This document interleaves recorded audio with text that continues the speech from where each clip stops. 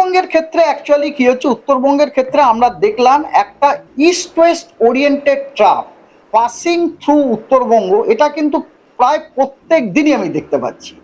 এবং এই east West, এবং এটা লো লেভেলে মানে ধরুন 0.9 কিলোমিটারে এই ট্রাফটা দেখতে পাচ্ছি।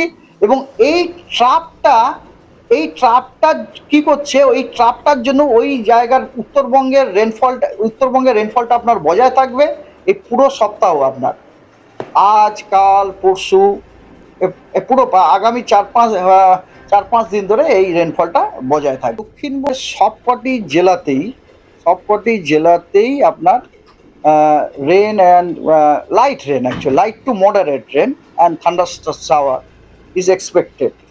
সবকটা জেলাতে কিছু কিছু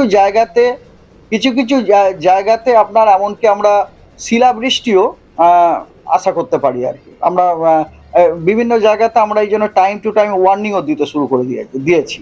সল্টলেকে অলরেডি রিপোর্টেড হয়েছে আপনার শিলাবৃষ্টি সল্টলেকে। আর আর আগামীকাল লাইট রেনফলের সম্ভাবনা আছে। তার পরের দিন থেকে আমরা এক্সপেক্ট করছি ওয়েদার ইমপ্রুভ হয়ে যাবে, মানে কোনো বৃষ্টি আমরা আশা করছি না। আমরা মনে করছি শুষ্ক আবহাওয়া থাকবে।